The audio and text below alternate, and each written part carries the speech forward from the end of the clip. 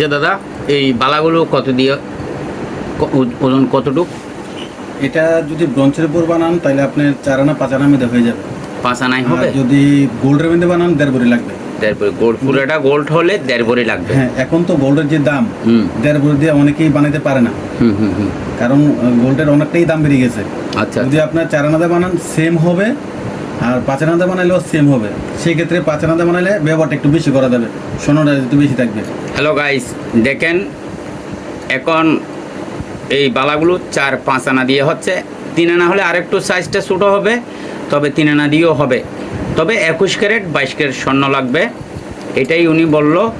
এখন যাক, এখন আমরা চিন্তা করতেছি এই বালাগুলোই ভালো হবে আশা করি। পরবর্তীতে কাস্টমার আপনারা চাইলে অর্ডার করতে পারেন এরকম বালা 4-5 আনার মধ্যে। খুব ভালো ডিজাইনটা, আমার খুব ভালো লাগলো। আমি একজোড়া বানাই নিয়েছি অবশ্যই, আমি ট্রাই করলাম আর কি, বানিয়ে দেখি আমার খুব ভালো লাগলো। পরবর্তীতে আপনারা চাইলে বানাইতে পারেন খুব কম ওজনের মধ্যে। 35-40 হাজারের মধ্যে আপনাদের বালা হয়ে যাবে এরকম বালা।